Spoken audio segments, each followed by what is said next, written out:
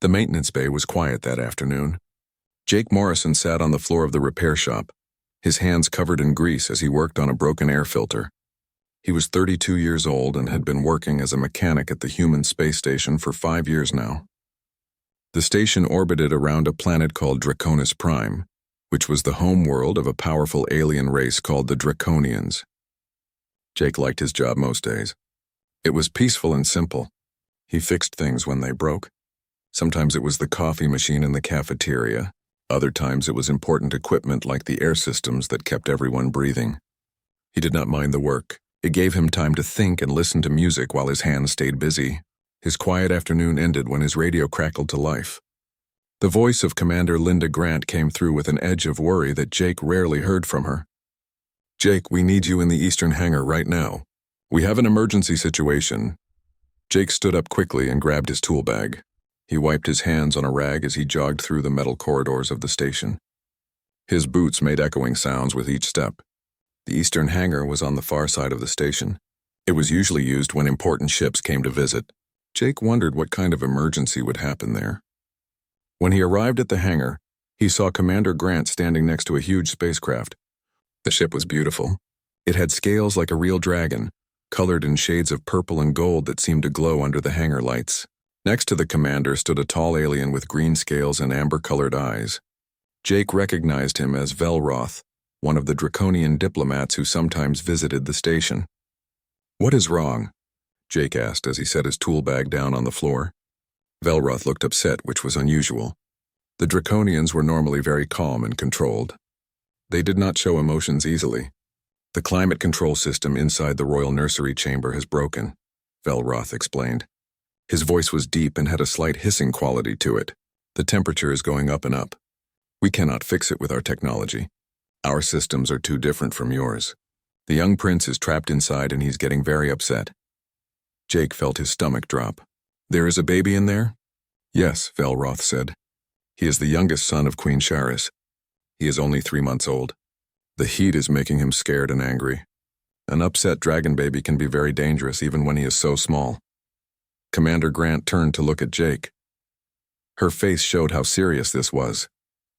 "Their repair systems do not work like ours. Their tools cannot talk to our tools.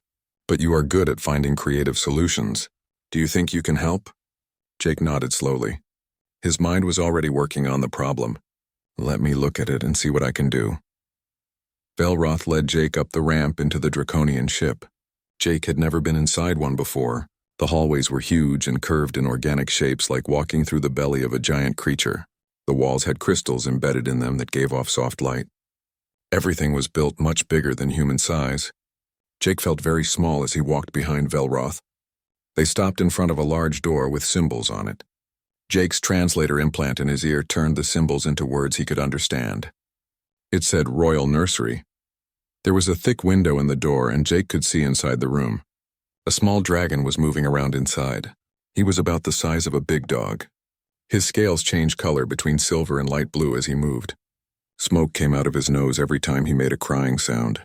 His little wings flapped, but he could not fly yet. He kept falling over and rolling around. Jake could tell the little dragon was too hot and very unhappy. "The temperature is now 43 degrees, Velroth said. His voice was grim. "This is very hot for a baby dragon. He cannot control his own body temperature yet. If it gets much hotter, he could die." Jake looked at the control panel next to the door. It was completely alien to him. The buttons and switches did not look like anything he had ever seen before. The system seemed to be stuck in a loop, making things hotter instead of cooler. "I cannot work with this computer system," Jake said. He ran his hands over the panel, trying to understand it. "The programming is too different from what I know. But if I can get to the physical coolant pipes, I might be able to fix it manually." "The access port is inside the room," Velroth said slowly. "We cannot go in while the prince is like this. He is too scared. He will attack anyone who comes near him." Jake looked through the window again. The baby dragon stumbled and fell. His cries were getting weaker. The little creature was suffering. "How dangerous is he, really?" Jake asked. Velroth hesitated before answering. "He cannot breathe fire yet. He is too young for that, but his claws are very sharp. His teeth could bite off a human arm. And right now he is so scared that he will not know who is trying to help him. He will just attack. Jake took a deep breath. He watched the baby dragon through the window. The little thing was in pain. Jake thought about his sister's kids back on Earth. He thought about how scared they got when they were hurt or sick. This was just a baby, even if he was a dragon baby. I have to try, Jake said. If I do not go in there, he might die. Right? Velroth's face changed. He looked at Jake with what might have been respect. You would risk your life for a child who is not even your species? Jake shrugged. A kid is a kid. Does not matter what he looks like. Open the door.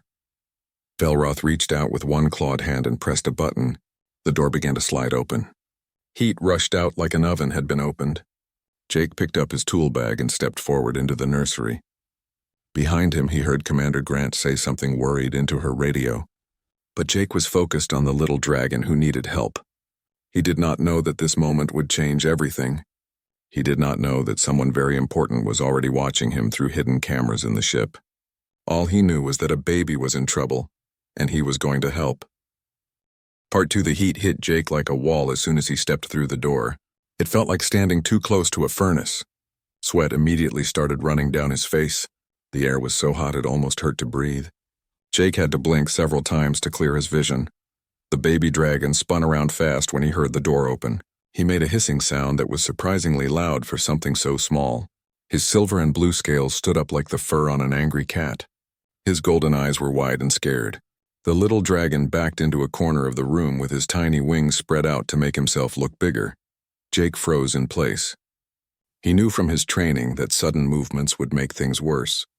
Draconians had hunting instincts that kicked in when things moved too fast. Even a baby dragon would react to quick motion as a threat. Hey there, little guy, Jake said softly. He kept his voice calm and gentle. I know you are scared. I know you are too hot. I am here to help you feel better. The baby dragon growled.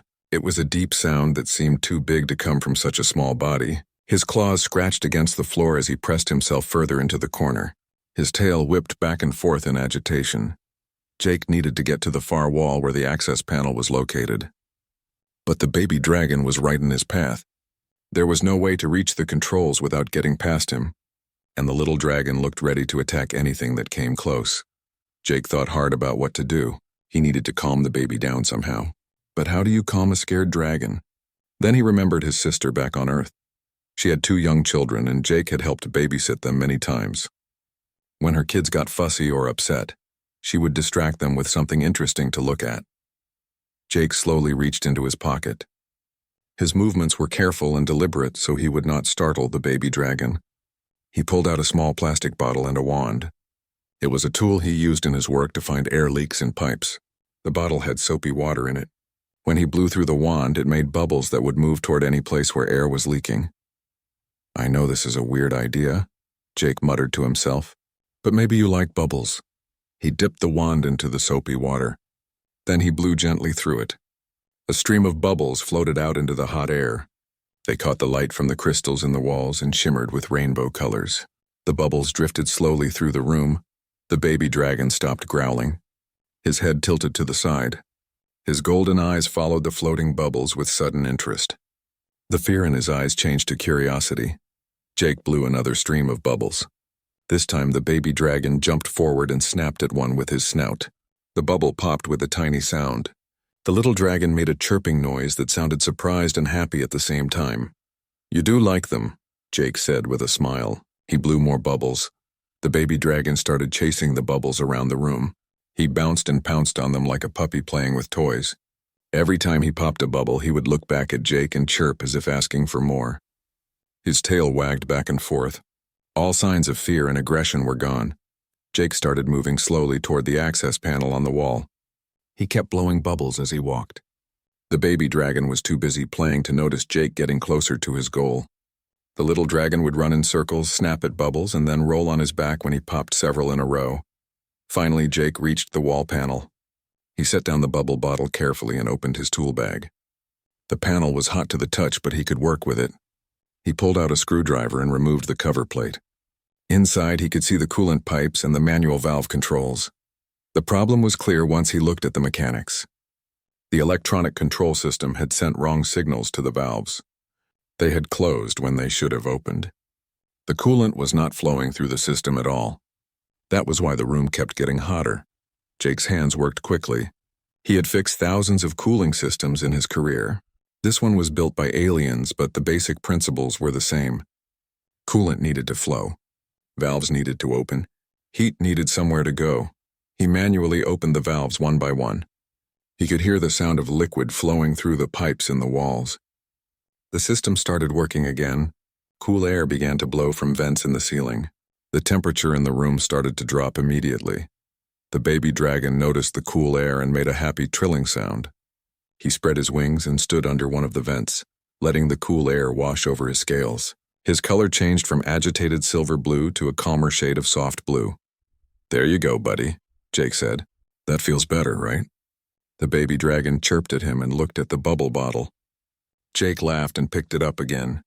He spent the next 20 minutes sitting on the floor of the nursery, blowing bubbles for the little dragon while the room cooled down to a comfortable temperature. The baby dragon eventually got tired from all the playing. He walked over to Jake and climbed into his lap. His scales were still warm but no longer dangerously hot. The little dragon rested his head on Jake's leg and closed his eyes. A purring sound came from deep in his chest. It vibrated through his whole body. "You are just a big puppy, are not you?" Jake said gently. He carefully patted the dragon's head. The scales felt smooth and warm under his hand. Jake checked the temperature gauge on his tool. It showed 22 degrees now, which was perfect for a baby dragon according to what he had read in the station's alien biology files. The little dragon was safe. The crisis was over. Jake let the baby sleep on his lap. He did not want to wake him up. The poor thing had been so scared and uncomfortable. He deserved to rest now that he felt better. Jake leaned back against the wall and closed his eyes for a moment. The heat and stress had tired him out too. What Jake did not know was that everything he had done was being watched. Hidden cameras throughout the ship recorded every moment. Someone very important had been observing him from the moment he entered the nursery. That person had seen him risk his safety to help a child. She had seen him use bubbles to make her son laugh. She had seen him stay and comfort the baby until he fell asleep. Queen Charis had been watching everything from her private chamber on another ship that had just arrived in the system. She had been on her way to pick up her son when she received the emergency alert about the climate control failure.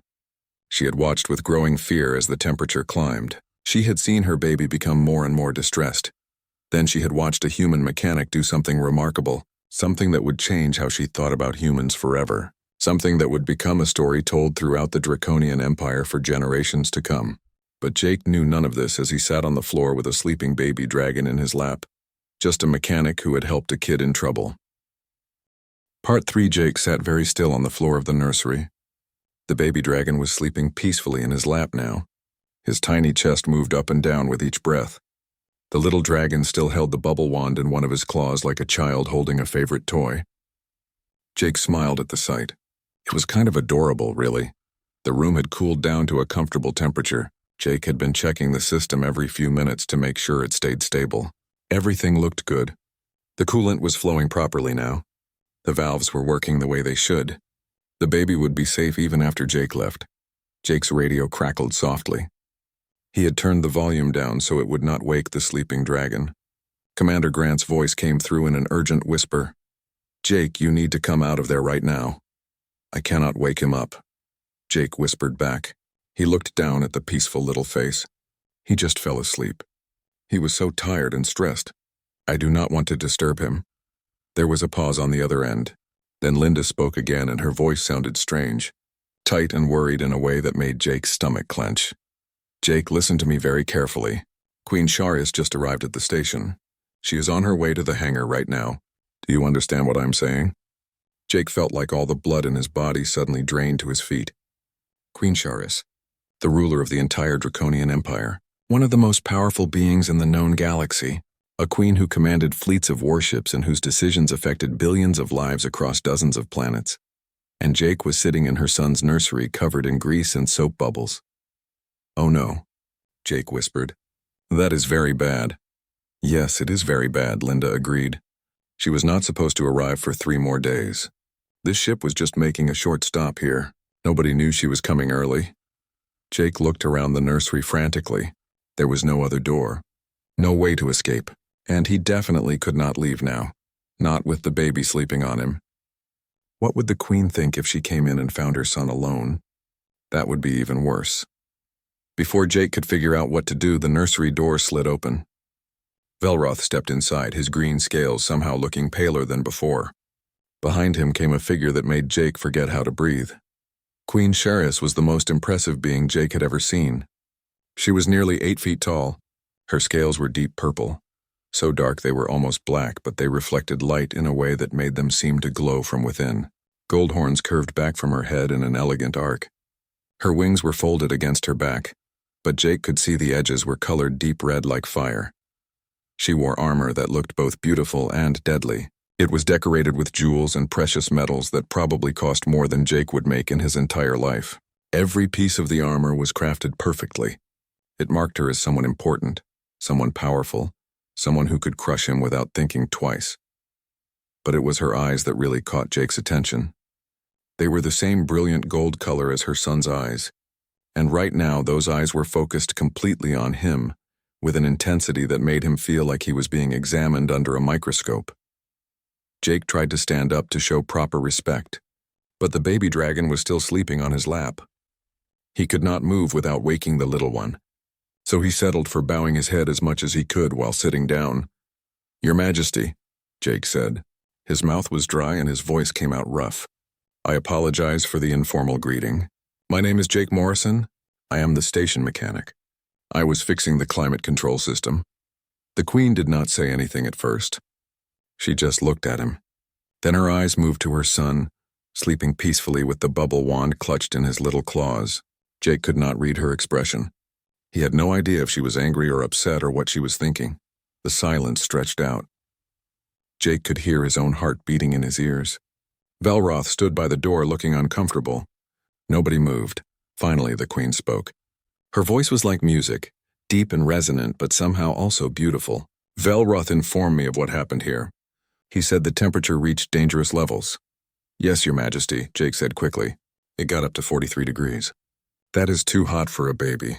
I bypassed the electronic controls and fixed the coolant flow manually. The system should work fine now, but you might want your own engineers to check it completely when you reach your destination." Just to be safe, the Queen moved closer. Each step was graceful despite her size. She knelt down next to Jake and the baby. Jake tried very hard not to show how nervous he was. One of her clawed hands reached out, and for a second Jake thought she might hurt him. But she just gently touched her son's head, stroking his scales with obvious love. "He was in distress when you entered this room," the Queen said. It was not a question. It was a statement like she already knew the answer. "Yes, Your Majesty. He was scared and too hot. I could not reach the control panel without calming him down first. He was too upset." The Queen's golden eyes turned back to Jake. "How did you calm my son?" Jake felt his face get hot. He held up the bubble wand, feeling foolish. "Honestly, Your Majesty, I used bubbles. I have this for checking air leaks in my work, but I thought maybe all children like bubbles no matter what species they are. I have nieces and nephews back on Earth. Bubbles always make them happy. So I tried it and it worked." He waited for her to be angry. What kind of person uses a leak detector toy on a royal prince? It probably seemed disrespectful. Maybe she would think he was making fun of her son, but the Queen did not look angry. She looked at him for a long moment, her expression unreadable. Then something amazing happened. Queen Sheris laughed. It was a warm, genuine sound that filled the entire room. It was not a mocking laugh. It was real amusement and something else, something that sounded almost like relief. "Bubbles," the Queen repeated. She sounded amazed. "You calmed a frightened dragon baby with soap bubbles." "I know it probably sounds silly," Jake said. He felt defensive of his solution now, but it worked. He liked them. He played and forgot about being scared. Sometimes the simplest things are the best when dealing with kids. The Queen's laughter faded, but her expression stayed soft. She looked at her son with such love that Jake felt like he was intruding on a private moment. Then she looked back at Jake and her face became more serious. "You risked your life to save my son," she said. "Velroth told me about the danger. He said Cairo could have hurt you badly. His claws are sharp. His bite is strong. In his panic, he would not have known you were trying to help. He could have attacked you," Jake shrugged. "I could not just leave him suffering, Your Majesty." He is a baby. It does not matter what species he is. A kid in trouble is a kid in trouble. Anyone would have done the same thing. The Queen shook her head slowly. No, Jake Morrison. Most would not have done what you did. That is what makes this remarkable. Part 4. The Queen stood up slowly. Her full height made Jake feel very small, even though he was a fairly tall man by human standards. She looked down at him with those intense golden eyes, and Jake wondered what she was thinking. He still could not tell if she was pleased or angry or something else entirely. There is a word in our language, the Queen said. Her voice carried a weight that made Jake pay close attention to every syllable. It is Velshaktar. There is no direct translation to your human languages, but the meaning is important. She paused, as if choosing her next words carefully. Velshaktar describes a person who shows true courage, but not the courage of warriors in battle. It is the courage of compassion. The courage to act when others would turn away. The courage to help without thinking of reward or recognition or personal gain. Jake listened, not sure where this was going. The baby dragon Cairo stirred slightly in his sleep but did not wake up. I was not here when this happened, the Queen continued, but I was watching. All Draconian ships have monitoring systems. I saw everything through the cameras. Jake's eyes widened. She had been watching the whole time. She had seen him blow bubbles and play with her son like he was just any normal kid. She had seen him sit on the floor and let the baby sleep on him. Jake felt his face burn with embarrassment. You did not know I was watching, the Queen said. She seemed to understand what Jake was feeling. You did not know who my son was beyond that he was a child who needed help. You made him laugh when he was scared. You stayed with him until he felt safe enough to sleep. You did not treat him as a prince. You did not treat him as a different species. You simply treated him as a child who needed comfort. She placed one large hand on Jake's shoulder. Her claws were long and sharp, but her touch was surprisingly gentle. This is something your species does that amazes us. Humans have only been part of the galactic community for a short time. You are newcomers to space travel. Your technology is still developing, and yet you have already taught us something profound. Jake did not know what to say. He just sat there with a sleeping baby dragon on his lap and a Queen's hand on his shoulder. You see people where others see aliens, the Queen explained. You see children where others see political complications. You see someone in need where others see danger or inconvenience. This is your gift as a species, Jake Morrison, and it is more valuable than any weapon or technology. Velroth stepped forward from where he had been standing by the door. He held a small device in his clawed hand. It was made of crystalline metal, crafted with obvious care. It glowed softly with an inner light. This is a communication beacon, Velroth said. It is keyed specifically to the royal family. Very few beings in the galaxy have one. If you ever need help for any reason, you simply activate it. Someone from the royal household will respond immediately. He offered the beacon to Jake. Jake carefully took it with one hand, trying not to disturb the sleeping Cairo. The crystal was warm in his palm. I do not know what to say, Jake admitted. I just did what felt right. He needed help and I helped him. That is all. That is exactly why you deserve this honor, the Queen said. She smiled, and it transformed her face from intimidating to beautiful. Most beings would have found excuses. The danger was too great. The child was not their responsibility. They did not have the right training. They might cause an intergalactic incident. There are always reasons not to act. She gestured at her sleeping son. But you did not think of any of those things. You saw a baby in distress and you acted. You risked injury to save him. You stayed to comfort him even though your job was done once the temperature was fixed. You gave him something simple and joyful when he was frightened. You treated him with kindness. The baby dragon made a small sound and opened his eyes. He looked up at his mother and chirped happily. Then he saw Jake and chirped again, looking between them with excitement. His tail started wagging. I believe he wants more bubbles, the Queen said with amusement in her voice. Jake could not help but grin. He picked up the bubble wand and dipped it in the soapy water one more time. He blew gently and bubbles filled the air again. Cairo jumped up from Jake's lap and started bouncing around, chasing the bubbles with pure joy. The Queen watched her son play. Her expression was full of love, the kind of look that was universal across all species. It was the way parents looked at their children when those children were happy and safe. In that moment, she was not a powerful queen or a warrior or a political leader. She was just a mother watching her baby play. He will remember this day, the Queen said softly. When he is grown, I will tell him about the human mechanic who used bubbles to save him. It will become a story in our family, perhaps a story told throughout the Empire. She turned to look at Jake again. The Draconian Empire does not forget kindness shown to the royal family. More importantly, I will not forget that a simple mechanic cared more about my son's well-being than about protocol or fear or personal safety. Jake felt overwhelmed by her words. He was just a guy who fixed things. He was not a hero or a diplomat or anyone important. But somehow in this moment he had made a difference. He had helped when it mattered. That felt good in a way he could not quite explain. Your Majesty, Jake said carefully. Can I ask you something? Of course. Will he be okay? I mean, is the climate system fixed well enough?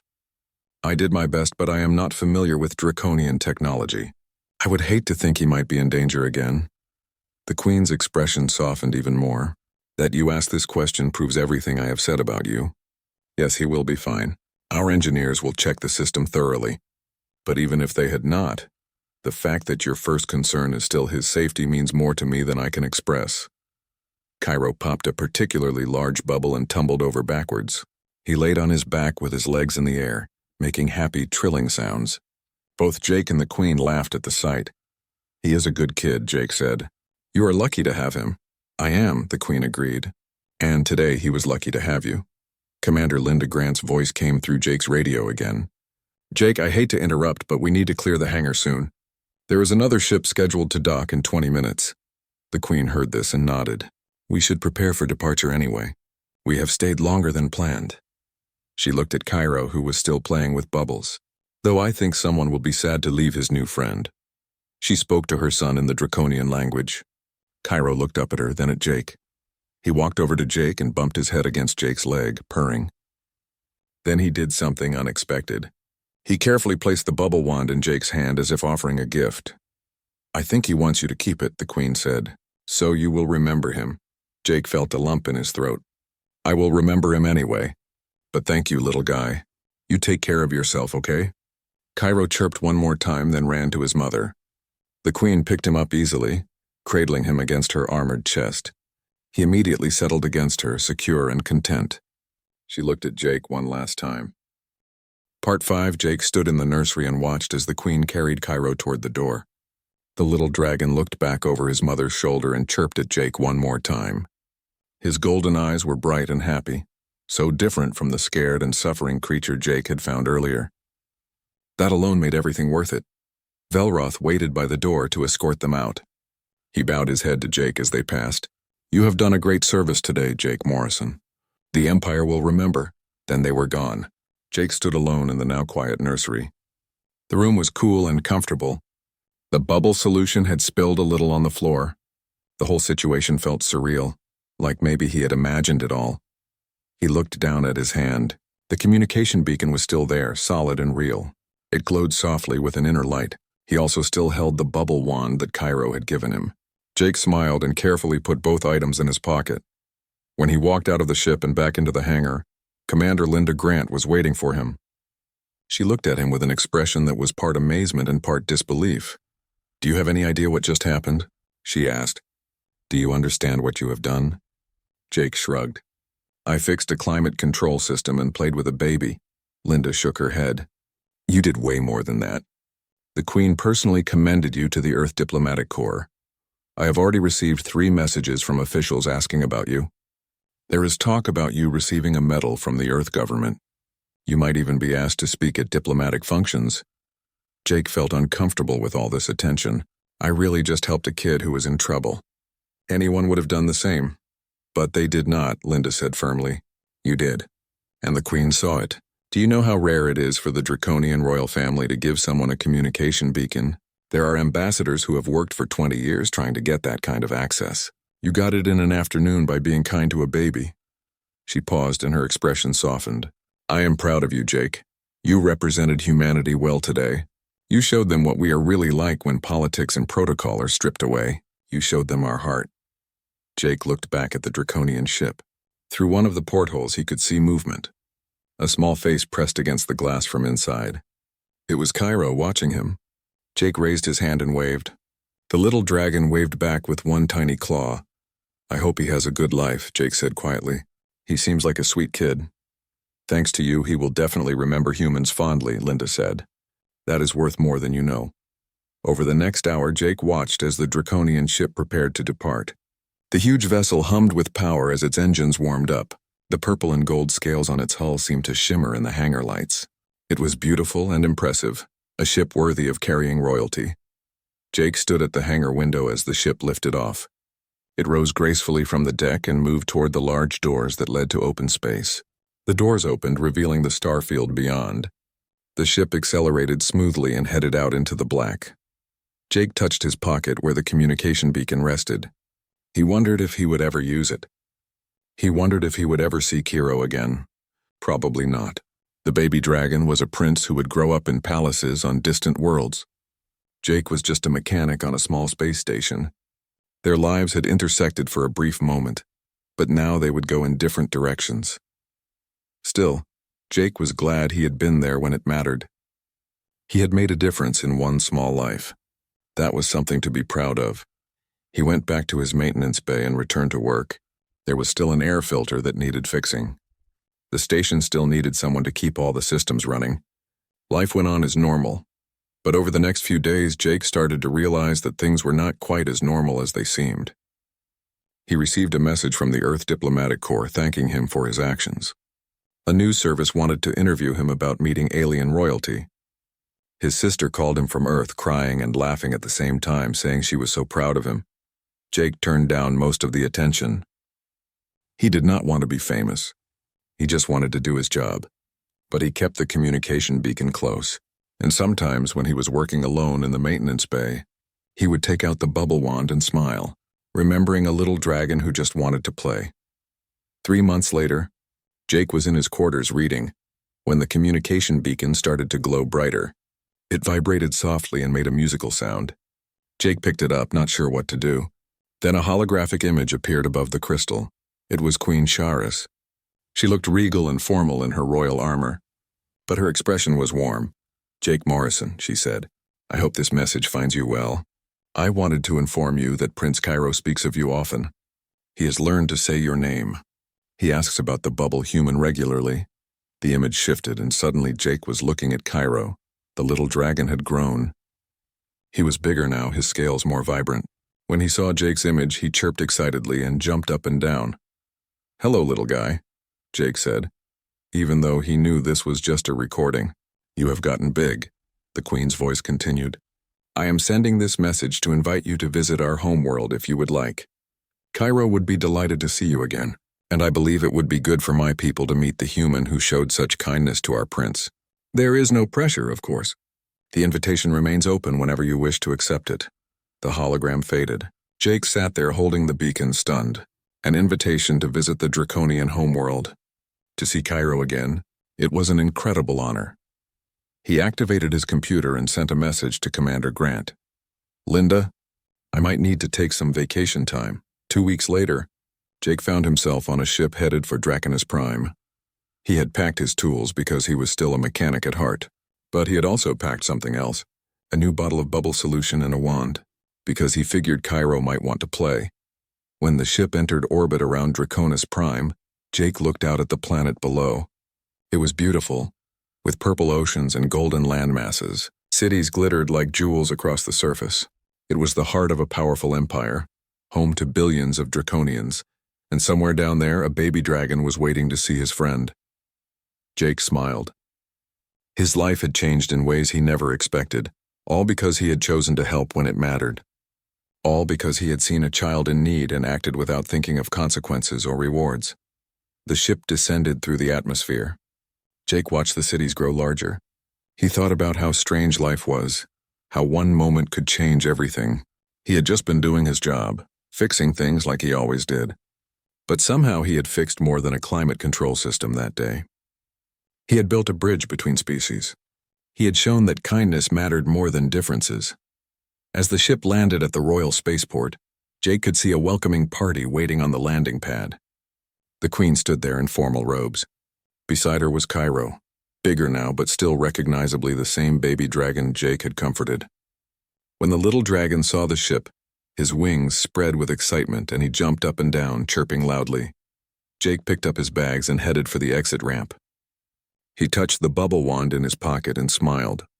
This was going to be a good visit. The door opened and Jake stepped out into the sunlight of an alien world.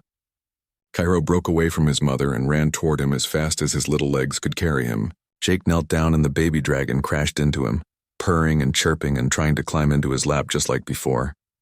"Hey, buddy," Jake said, laughing. "I missed you too."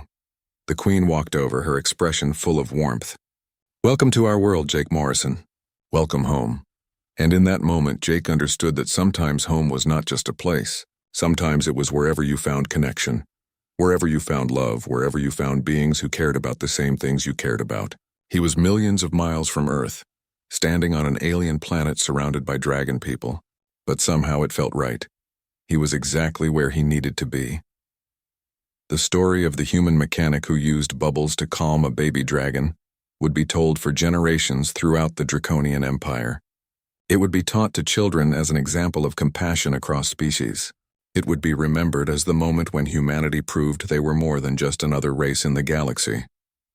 They were people who cared, people who helped, people who saw the value in every life no matter how different. But for Jake Morrison, it would always just be the day he helped a kid who needed him. And really, that was all that mattered.